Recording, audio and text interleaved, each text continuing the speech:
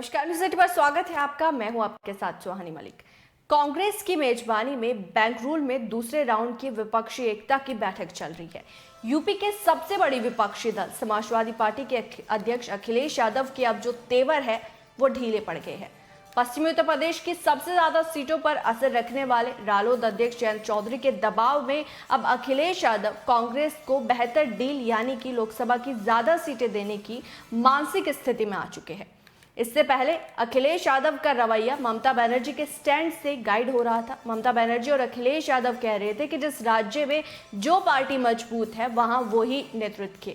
इसका मतलब साफ था कि उत्तर प्रदेश में अगर सपा मजबूत है तो वहां जो समाजवादी पार्टी है वो ही नेतृत्व करेगी। बीजेपी को हटाना है तो कांग्रेस को यूपी में ज्यादा से ज्यादा सीटें हैं जो वो ना मांगे, जितनी सपा दे वो उतने पर ही चुनाव लड़ते। लेकिन अखिलेश के गठबंधन पार्टनर यानी कि आरएलडी के मुखिया जयंत चौधरी बिना कांग्रेस के 24 का चुनाव नहीं लड़ना चाहते हैं। जयंत चौधरी से जुड़े सूत्रों का कहना है कि या तो सपा कांग्रेस आरएलडी दूसरी पार्टी का गठबंधन हो जाए या तो उनके पास बीजेपी के साथ एनडीए में शामिल होने का अमित शाह का खुला ऑफर है।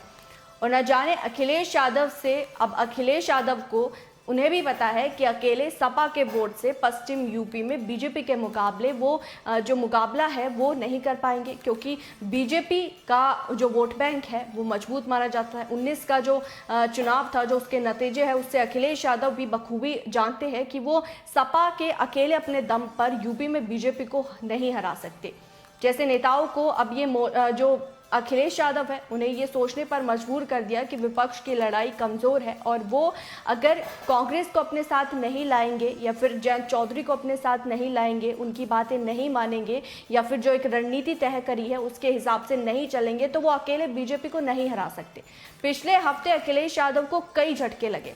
आजम खां को एक और केस में जो है सजा मिल गई। सपा विधायक दारा सिंह चौहान ने विधायकी छोड़ दिया, बीजेपी में शामिल हो गए।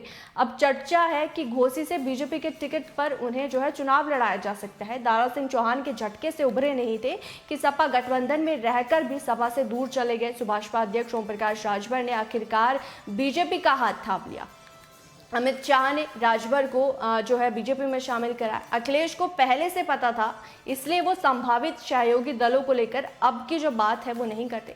पटना में 23 जून को विपक्षी एकता की मीटिंग के बाद से अखिलेश ने कांग्रेस पर हमले भी बंद कर दिए। जो जबानी हमले अखिलेश यादव अक्सर कांग्रेस पर करते हुए नजर आते थे वो पटना की बैठक के बाद बंद कर दिए। यहाँ तक कि 4 जुलाई को अयोध्या में उन्होंने कहा था कि विपक्षी एकता के लिए कांग्रेस और दूसरे दलों से बातचीत चल रही है, सपा और सहयोगी यूपी में मिलकर बीजेपी को हराएंगे। अखिलेश ने कहा कि अभी तक गठबंधन में कोई फॉर्मूला नहीं बना, लेकिन जो भी फैसला होगा गठबंधन के सभी दल मानेंगे और यूपी कांग्रेस में भले ही अपने सबसे बुरे दौर में जो है कांग्रेस वो यूपी में गुजर रही हो, लेकिन सम्मानजनक से अगर उन्हें सीटें नहीं मिली तो वो गठबंधन के लिए तैयार नहीं होगी। लेकिन अब अखिलेश यादव को देखकर लगता है कि अब अखिलेश यादव कांग्रेस को 10 से 15 सीट देने के मूड में आ गए हैं। यही वजह है कि अखिलेश ने ऐसी 50 लोकसभा सीटें चुन ली है जिस पर हर हाल में सपा ही चुनाव लड़ेंगी और कई सीटों पर अखिलेश यादव के कैंडिडेट को जो है वो फील्ड में उतारने का इशारा भी दे चुके हैं। अखिलेश यादव ने 3 सीटें ऐसी बचाकर रखी है जिसमें वो अपने जो सहयोगी दल है गठबंधन के, जैसे कांग्रेस हो गया, अपना दल हो गया या आरएलडी हो गए जयंत चौधरी, उनके साथ वो जो सीटें हैं वो एडजस्ट करेंगे। कांग्रेस के पास यूपी विधानसभा में 2 विधायक हैं। लोकसभा में पार्टी के एकमात्र सांसद सोनिया गांधी है। विधानसभा चुनाव को देखा जाए तो 7 में कांग्रेस के 22 विधायक थे। 12 के चुनाव में जो बढ़कर 28 हो गए, लेकिन 17 के चुनाव में बीजेपी को भारी बहुमत से जीत मिली और कांग्रेस जो घटकर है वो 7 पर सिमट गई।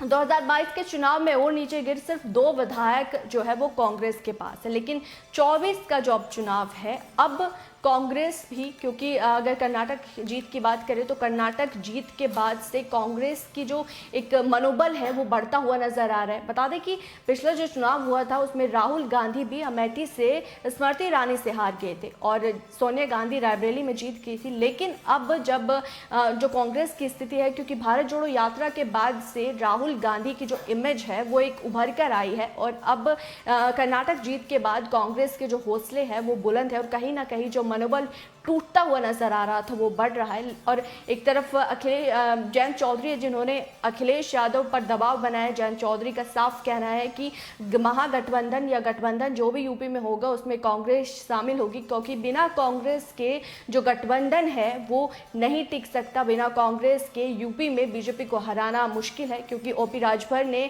एक तरफ जो है बीजेपी का दामन थाम लिया है। लेकिन अब देखना होगा कि अखिलेश यादव कांग्रेस और रालोद को कितनी सीटें ऑफर करते हैं इस बैठक में। बहरहाल इस रिपोर्ट पर आपकी क्या राय है, आप क्या समझते हैं, वो जरूर कमेंट बॉक्स में बताएगा। मेरे साथ फिलहाल इतना ही, मुझे दीजिए इजाजत, नमस्कार।